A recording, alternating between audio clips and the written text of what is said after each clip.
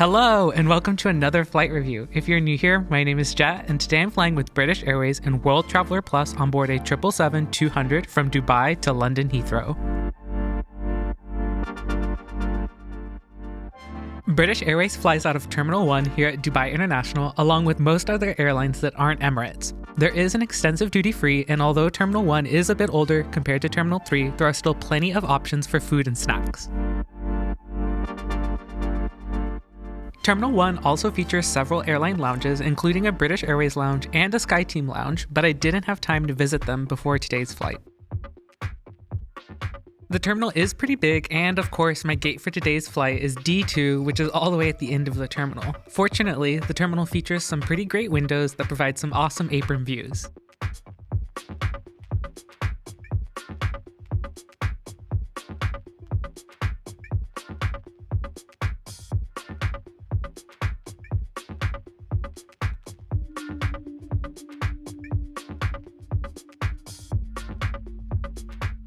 If you're not in the mood to walk, fortunately there are also many moving sidewalks, so you can really speed through the terminal on the way to your gate.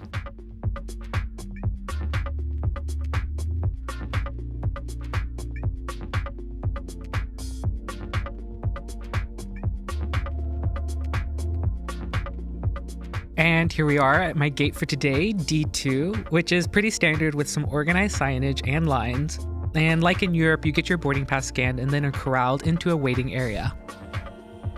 Checking in for today's flight was also pretty straightforward, and I was actually able to do it mostly on my smartphone. They did verify my passport in person, but other than that, I was able to do everything on my phone. And clearly I spoke too soon about the awesome apron views, because this is the best view I have of today's aircraft. A 26-year-old 777-200ER with registration GVIIA. And here's the boarding area. It's a very big space that never once felt crowded. Boarding started after around maybe 15 minutes of waiting, and Group 1 was first to go. When flying in World Traveller Plus, you are usually part of Zone 3 boarding, but I have One World Emerald status, which allows me to board with Zone 1. I'm annoying, and I like to get on the plane ASAP so I can try and film the cabin with as minimal humans as possible, so the earlier the boarding, the better for me.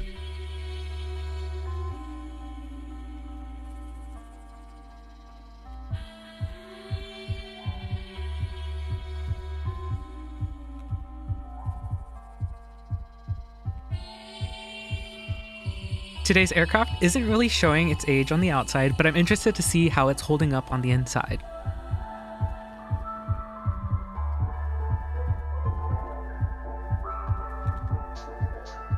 And to my surprise, this 777 has been refurbished and features the new club suites, which honestly look pretty nice. Maybe I'll get to try them one day.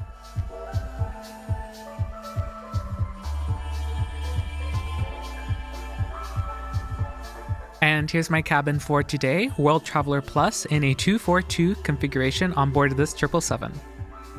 Compared to the club suite section of the aircraft, this area does look a bit tired, but the open windows make it look a tiny bit less old. And here's my window seat for today, 22K, which features a semi-adjustable headrest, and waiting at the seat is a small amenity kit, a decent blanket, and an average pillow with a fabric pillowcase. The seat features an average-sized IFE screen with 2 USB ports beneath it, a literature pocket, and a footrest. And near your thigh, you'll find your seat recline button, along with a remote for the IFE, which overall makes for a pretty standard seat. With that, we pushed back a few minutes late, but with a very quick taxi to the runway, we were soon on our way to London.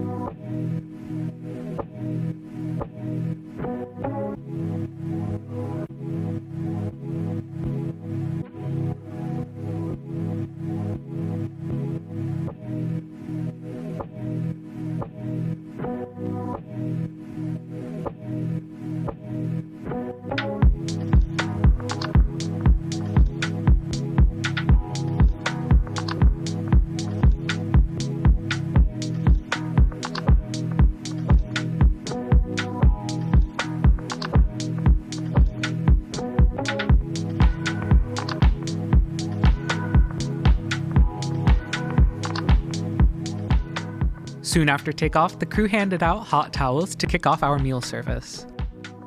And shortly after that, they came around with menu cards for today's flight. There were 2 options for the main, but I pre-ordered a vegetarian lacto meal, so I really have no idea what I'll be getting.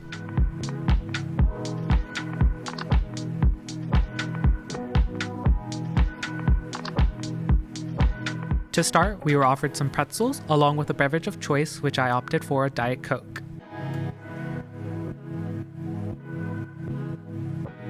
About 15 minutes after that, the crew came around with my pre-ordered vegetarian meal, which honestly impressed me right away. It definitely looked pretty substantial, as there was much more on the tray than I was expecting.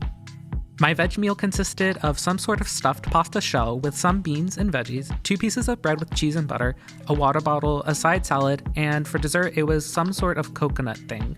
I still have no idea what it was. It was like tiny, cold, fluffy coconut balls. Overall, I was really happy with my lunch. I think I came on board with really low expectations given all the hate that British Airways usually gets, but on this trip at least, catering was definitely one of the things they were able to get right. The meal service wrapped up with a coffee and tea service, and I got some coffee to help keep me awake. And about halfway through the flight, the crew came around with a big box of Walker's shortbreads. Nothing crazy or out of the ordinary, but still a nice gesture. As noted earlier, these seats are definitely showing their age, and the IFE is unfortunately no exception. The entertainment selection was more than enough for this 8-ish hour flight, but as expected, the screen quality was lacking compared to newer hard products. The interface feels ancient, and the responsiveness definitely struggled to keep up with my touch multiple times. About 2 hours before landing, the crew came around with a pre-arrival snack, and I was served this vegan pizza. Not to judge a book by its cover, but I'm afraid it didn't look that great. I would have expected maybe a little bit more of an effort here, especially in a premium economy product, but maybe this is the norm on flights under 10 hours. Soon after that, we started our descent into beautiful London, and as usual, this is the time for some final thoughts.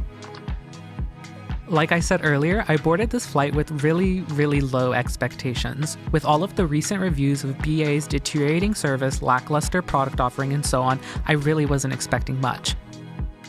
But to my surprise, I had an amazing and friendly crew, and the first meal service was great. I wish the second meal service was as good as the first, but I suppose you can't win them all. As far as the hard product goes, there are obviously far better premium economy seats out there. These seats are a bit tired and ready for a retrofit, but nonetheless the extra space is always nice.